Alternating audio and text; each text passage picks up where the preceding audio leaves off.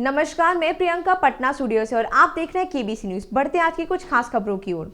दिल्ली का होगा अपना शिक्षा बोर्ड, अरविंद केजरीवाल का ऐलान, रटने नहीं समझाने पर होगा जोर। सीएम ने कहा कि नए शिक्षा बोर्ड के करिकुलम में छात्रों को रटाने पर जोर नहीं होगा बल्कि समझने समझाने पर जोर होगा। उन्होंने कहा अब किसी बच्चे का आकलन केवल साल के आखिरी में 3 घंटे के आधार पर नहीं होगा बल्कि पूरे साल आकलन चलता रहेगा। 5 राज्यों में जाकर बीजेपी को हराएंगे, दिल्ली के पास हाईवे जाम कर बोले आंदोलनकारी। किसान आंदोलन के 100 दिन पूरे होने के बाद आज किसान ब्लैक डे मना रहे हैं। किसानों ने दिल्ली के निकट कुंडली मानेसर पलवल हाईवे को जाम कर दिया है। आंदोलनकारी किसानों के नेता बलवीर सिंह राजेवल ने कहा, किसानों ने मिलकर ये हाईवे बंद किया है, यहाँ सब कुछ शांतिपूर्ण चल रहा है। हम आंदोलन को और तेज कर रहे हैं, महापंचायतों में भीड़ आ रही है। मुकेश अंबानी के घर के पास मिली एसयूवी के मालिक ने मौत से पहले सीएम उद्धव को लिखी थी चिट्ठी। मुंबई में मुकेश अंबानी के घर के बाहर मिली एसयूवी स्कॉर्पियो गाड़ी के मालिक हिरेन मनसुख ने मौत से एक दिन पहले राज्य के मुख्यमंत्री उद्धव ठाकुर को पत्र लिखा था। इस पत्र में उन्होंने पुलिस अधिकारियों और पत्रकारों द्वारा परेशान किए जाने की बात कही थी। हिरेन मनसुख ने अपने पत्र में राज्य के मुख्यमंत्री उद्धव ठाकुर, गृह मंत्री और पुलिस प्रमुख से कानूनी कार्रवाई और सुरक्षा की मांग करते हुए लिखा था। अब मुख्तार अंसारी के करीबियों की सल्तनत पर चला बुलडोजर, लखनऊ में बड़ी कार्रवाई। उत्तर प्रदेश के बाहुबली विधायक मुख्तार अंसारी के करीबियों के ठिकानों पर भी लखनऊ विकास प्राधिकरण ने बुलडोजर चलाना शुरू कर दिया है। प्राधिकरण के अधिकारियों ने शनिवार की सुबह हजरतगंज में गांधी आश्रम के बगल में विधायक के करीब के अवैध ठिकाने रानी सल्तनत प्लाजा को गिराना शुरू कर दिया। संयुक्त सचिव इसके लिए पूरे लाव लश्कर के साथ पहुंचे थे। कोयला चोरी और तस्करी मामला में सीबीआई ने टीएमसी युवा नेता के भाई के खिलाफ जारी किया लुकआउट सर्कुलर। कोयला चोरी और तस्करी घोटाला मामले में सीबीआई ने शनिवार को विकास मिश्रा नाम के एक आरोपी के खिलाफ लुकआउट सर्कुलर LOC जारी किया है, जिसके बाद आरोपी पर विदेश यात्रा करने की पाबंदी होगी। आरोपी विकास मिश्रा एक अन्य आरोपी विनय मिश्रा का भाई है। विनय मिश्रा पश्चिम बंगाल में टीएमसी पार्टी का युवा नेता है।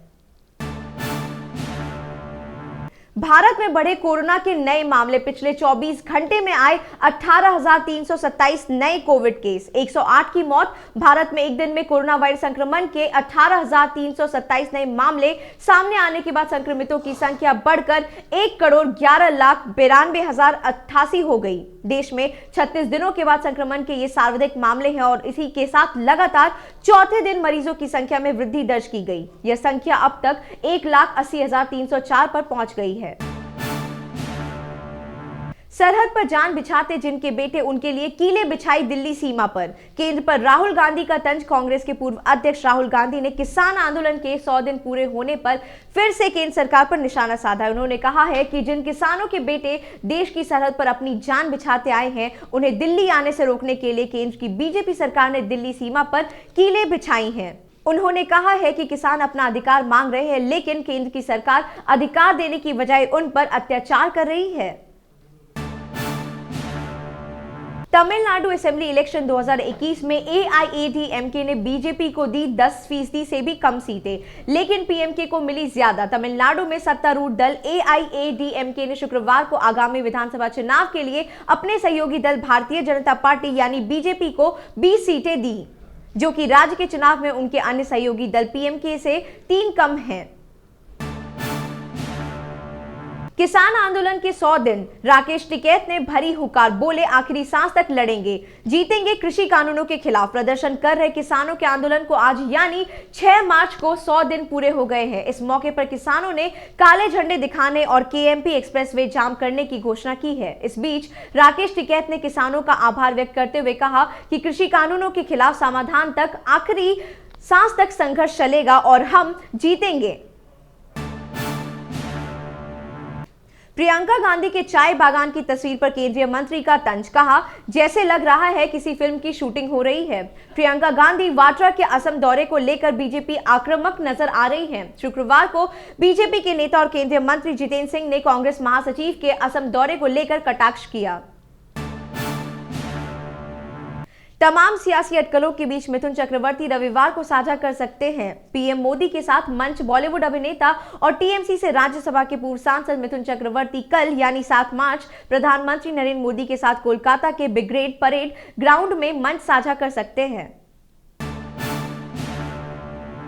लगातार 7वें दिन नहीं बढ़ा पेट्रोल डीजल का दाम। पेट्रोल डीजल और रसोई गैस की ऊंची कीमतों की मार से जूझ रही जनता को एक हफ्ते से ईंधन के दामों में वृद्धि नहीं होने से थोड़ी राहत मिली है।